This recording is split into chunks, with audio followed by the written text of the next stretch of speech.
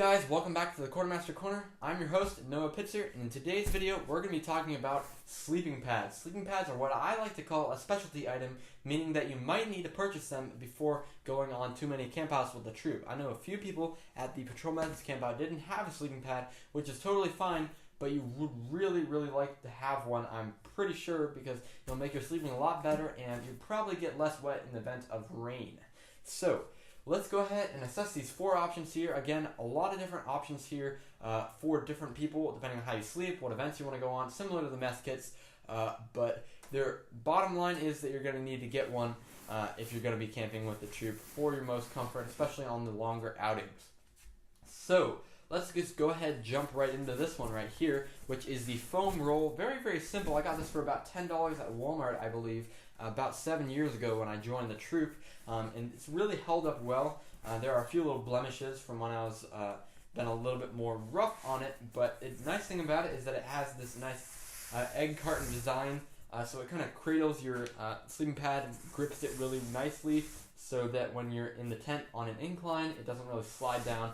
So it's very nice and grippy, rolls right up, you don't have to inflate it or anything, and that's really nice for when you're backpacking or anything like that. You can just roll it out when other people are going to spend 5 or 10 minutes wasting their lungs of air and just putting it all in the sleeping pad here. So yeah, definitely something to consider. I definitely recommend these if you're just starting out because they're pretty inexpensive. So if you decide that you wanted to stop camping for any reason, I don't know why you'd ever do that, at least you didn't dump a lot of money into a sleeping pad. So these are a really nice option. They're also some of the lightest out there. There's the Therma-Rest Z-Lite, which is kind of an accordion kind of sleeping pad. I'll have a picture of it right here, and there's a link down below. It's one of the lightest in the world, and I know a lot of scouts actually use it for foam launch. We have a lot of popularity in that pad, so definitely recommend foam pads. Let's toss that one out of the way. Now we've got the Aria Stratus pad, which is my personal favorite, the one that I use religiously, and I have been for a few years now. You guys can see, packs up into this nice little bag. This is the long version because my mom was thinking ahead when she bought this for me because she knew that I would be growing one day, and I actually did grow, surprisingly. So, I really like this pad because it has these really nice guardrails, but I like to call them on the outside, because they get a little bit bigger, so it kind of cradles you, and especially for side sleepers, I really like this pad. Now, it doesn't take too much air to blow up because it's a little bit skinnier than most pads. However, I really do like the amount of air just because it gives you a nice amount of cushion. There are thinner ones, but this one is really nice, like I said, because it's a little bit thicker than most. So, I really like the material here as well. It's very thick and durable, and you won't have any issues if you sleep on rougher ground, and you don't have to worry about getting a little pinhole in here and having some air loss problems. So yeah, that was nice because it's very lightweight as well, weighing in at just over a pound.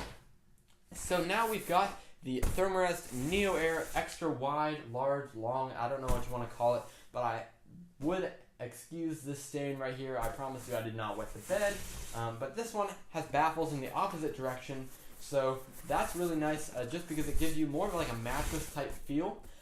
It's going to be closest to the mattress at home that you're most comfortable sleeping in, so I would think that you have the best chance of success with something like this. However, you probably don't need to get the extra wide version and extra long just because, you know, added weight that you don't need. But my dad really likes this one because he's obviously a full-grown adult, so we have this one and I've slept on it a lot of times too.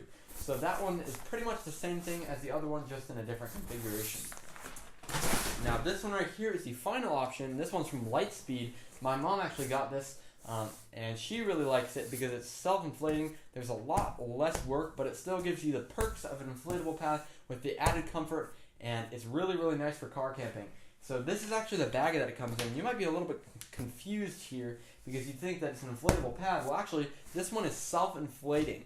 So you guys can see the valve here. When I open it up, very little air comes out of it. You guys can see I just opened it up all the way, and there's not a... That's just because the air is contained in here and the foam is actually expanded. So rather than blowing this one up, in order to put it away, you actually compress it down. So you unroll it, throw it in there, and it self-inflates in about 5 minutes or so, and you're good to go. And then when you're done, you can roll it back up by compressing it and throwing it in the bag. This is really nice for the car campers. However, I would not recommend this to anyone. This is probably the most expensive of the pads that I've just shown you. And also, it's probably not that friendly for your backpacking people because it's so big, it's so heavy with all the dense foam inside. So yeah, that's pretty much all the options. I'll get them back up here for a second. We've got the NeoAir right here from Therma-Rest. A very popular model. Takes this a little bit larger of a bag.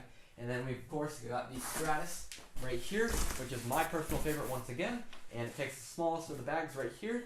And then we've got the Humble foam pad. I cannot recommend this thing enough, especially if you're just starting camping and you want to kind of get something that doesn't really break the bank. Now, there are a lot of options for all these pads, so if you have any questions about if this pad is right for you, kind of what you should look for, or have any Amazon links or anything you want to send me, or have me take a look at, or anything like that, I don't know.